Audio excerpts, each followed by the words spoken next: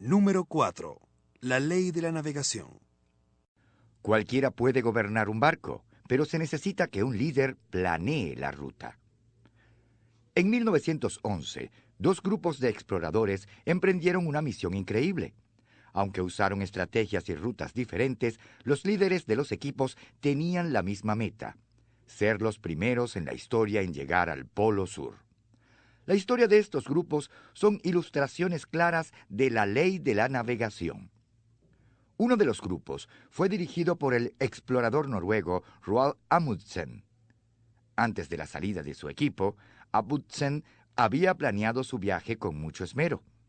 Estudió los métodos de los esquimales y de otros experimentados viajeros del Ártico, determinando que su mejor plan sería transportar todo su equipo y todas sus provisiones en trineos tirados por perros. Al reunir su equipo, escogió expertos esquiadores y entrenadores de perros. Su estrategia era sencilla. Los perros harían la mayor parte del trabajo mientras el grupo avanzaba de 15 a 20 millas en un período de 6 horas cada día. Esto daría suficiente tiempo tanto a los perros como a los hombres para descansar cada día después de una jornada. La previsión y la atención que Amundsen dio a los detalles fueron increíbles. Ubicó y surtió depósitos de provisiones a lo largo de toda la ruta. De esa manera, su grupo no tendría que llevar cada parte de la provisión durante todo el viaje. También equipó a su grupo con la mejor ropa posible. Amundsen había considerado detenidamente todo aspecto posible del viaje. Lo había estudiado a fondo y había hecho planes conforme a ello. Y obtuvo buenos resultados. El peor problema que sucedió en el viaje fue que a uno de los hombres se le infectó un diente y tuvieron que sacárselo. El otro equipo de hombres fue dirigido por Robert Falcon Scott, un oficial de la Marina Británica que previamente había hecho algunas exploraciones en el área antártica. La expedición de Scott fue la antítesis de la de Amundsen. En vez de usar trineos tirados por perros, Scott decidió usar trineos motorizados y caballos. Sus problemas comenzaron cuando los motores de los trineos dejaron de funcionar solo a 5 días de haber comenzado el viaje. Los caballos tampoco viajaron bien en esas temperaturas glaciales. Cuando llegaron al pie de las montañas antárticas, fue necesario sacrificar a todos esos pobres animales. Como resultado, los miembros del equipo quedaron arrastrando aquellos trineos de 200 libras. Fue un trabajo arduo. Scott tampoco había puesto suficiente atención en el resto del equipo del grupo. La ropa estaba tan mal diseñada que todos los hombres sufrieron de congelación. Uno de los miembros del grupo necesitaba 1 hora todas las mañanas para ponerse las botas en sus pies hinchados y gangrenosos. Todos fueron cegados por el reflejo de la nieve debido a las gafas inadecuadas que Scott había proporcionado. Lo peor de todo era que el grupo siempre estuvo escaso de comida y agua. Esto también fue consecuencia del mal planeamiento de Scott. Los depósitos de provisiones que Scott estableció no fueron abastecidos adecuadamente, estaban demasiado lejos uno del otro y muy mal señalados, por lo cual era difícil encontrarlos. Como tenían poco combustible para derretir la nieve, todos se deshidrataron. Las cosas empeoraron aún más porque Scott tomó la decisión de último minuto de llevar consigo a un 5.º hombre, aunque solo tenía provisiones suficientes para 4. Después de abarcar 800 penosas millas en 10 semanas, el exhausto grupo de Scott finalmente llegó al Polo Sur el 17 de enero de 1912. Allí encontraron la bandera noruega que ondeaba al viento y una carta de Amundsen. El otro equipo, bien dirigido, había llegado primero a la meta, con más de 1 mes de antelación. El viaje de este grupo al polo fue muy malo, pero esa no era la peor parte de la historia. El largo viaje de regreso fue terrible. Scott y sus hombres se estaban muriendo de hambre y tenían la enfermedad del escorbuto. Pero Scott, incapaz de guiar hasta el fin, no era consciente de la situación difícil en la que se encontraban. estaban contra el tiempo y tenían muy pocos alimentos. Y sin embargo, insistió en recolectar 30 libras de muestras geológicas para llevar de regreso. Más peso que aquellos hombres, ya exhaustos, iban a tener que cargar. El progreso del grupo era cada vez más lento. Uno de los hombres murió. Otro, a propósito, se lanzó a una ventisca para librar al grupo de la responsabilidad de cargar con él. Scott y los 2 hombres que quedaban solo avanzaron un poco más al norte antes de darse por vencidos.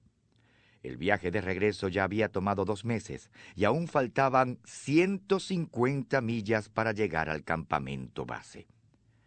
En aquel lugar murieron. Hoy sabemos su historia porque pasaron sus últimas horas escribiendo unos diarios. Algunas de las últimas palabras de Scott fueron: «Moriremos como caballeros». Creo que esto demuestra que el brío y el poder para aguantar no se ha ido de nosotros.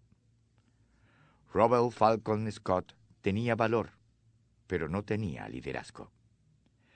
Como no pudo vivir según la ley de navegación, ésta acabó con él y sus compañeros. Los seguidores necesitan líderes que puedan navegar, guiar eficazmente con ellos. Y cuando enfrenten situaciones de vida o muerte, la necesidad es más que obvia. Sin embargo, en otro momento, aun cuando las consecuencias no sean tan serias, la necesidad es igualmente grande. La verdad es que casi cualquier persona puede gobernar el barco, pero se necesita de un líder para trazar la ruta. Esta es la ley de la navegación. Recuerdo la primera vez que realmente entendí la importancia de la ley de la navegación. Tenía 38 años y estaba dirigiendo mi segunda iglesia, Faith Memorial, en Lancaster, Ohio. Antes de mi llegada allí en 1972, el crecimiento de la congregación se había estancado por aproximadamente una década. Pero en 1975, nuestra asistencia había aumentado de 400 a más de 1,000. Yo sabía que podíamos seguir creciendo y alcanzar a más personas si tan solo construíamos un nuevo auditorio. Aunque eso lo hizo un desafío, ese no era el mayor obstáculo. Poco antes de que yo entrara a Faith Memorial, había tenido una gran confrontación con respecto a otra propuesta de construcción, y el debate había sido fuerte, divisivo y encarnizado. Por eso yo sabía que, mientras más lideraba ese proyecto por primera vez, estaba experimentando una gran oposición a mi liderazgo. Me esperaba una situación difícil, y si yo, como líder, no navegaba bien, podía hundir la nave. En ese momento desarrollé una estrategia que desde entonces he usado varias veces en mi liderazgo. Escribí los pasos de la misma para recordarla siempre. Predetermine un programa de acción. Trace sus metas. Ajuste sus prioridades. Notifique al personal clave. Dé cierto tiempo a la aceptación. Comience a actuar. Espere problemas. Señale los buenos éxitos siempre. Revise su plan diariamente. Esto se convirtió en mi plan para navegar con mi gente. Yo sabía exactamente cuál debía ser nuestro plan de acción. Yo había considerado todas las alternativas posibles y sabía que esa era la única solución viable. Mi meta era diseñar y construir la instalación, pagarla en 10 años y unificar a toda la gente en el proceso. Comencé a prepararme para la reunión de la congregación cuando obtendría la aprobación del proyecto. Lo primero que hice fue encargar a los miembros de la junta directiva y a un grupo de líderes financieros claves para que efectuaran un análisis de nuestros patrones financieros y de crecimiento en 20 años. El análisis abarcaba los 10 años anteriores y proyecciones para los siguientes 10 años. Basados en eso, Formulamos un presupuesto de 10 años que explicaba detenidamente cómo manejaríamos las finanzas. Toda la información necesaria estaba en un informe de 20 páginas que daríamos a los miembros de la congregación. Mi siguiente paso era notificar a los líderes claves. Comencé con los que tenían más influencia y me reuní con ellos individualmente, y a veces en grupos pequeños. En el transcurso de varias semanas me reuní con más o menos 100 líderes. Les presenté la visión y respondí sus preguntas. Luego esperé algún tiempo para que esos líderes influyeran al resto de la gente en la congregación. Cuando llegó el tiempo de la reunión, estábamos listos para entrar en acción.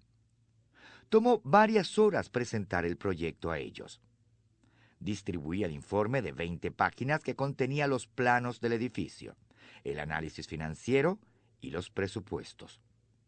Traté de responder todas las preguntas que pudiesen existir antes de que tuvieran la oportunidad de preguntar. También pedí a algunas de las personas más influyentes de la congregación que dijeran unas palabras sobre el proyecto a las personas. Yo esperaba cierta oposición. Pero cuando concedí la palabra para dar lugar a las preguntas, me quedé pasmado. Solo hubo 2 preguntas. Una persona quería saber cuál sería la ubicación de las fuentes de agua en el edificio, y la otra preguntó el número de lavabos. En ese momento supe que había navegado con éxito en las aguas turbulentas. Cuando se hizo el cómputo final, 98% de la gente había votado a favor. Esta fue una maravillosa experiencia de aprendizaje para mí. Sobre todo descubrí que el secreto de la ley de navegación es la preparación. Cuando usted se prepara bien, infunde confianza y esperanza en su gente. La falta de preparación produce el efecto opuesto. No es el tamaño del proyecto lo que determina su aceptación, apoyo y éxito, sino el tamaño del líder. Es por eso que digo que cualquiera puede navegar un barco, pero se necesita que un líder planee la ruta. Y si usted es un buen navegante, puede llevar a su gente a cualquier parte.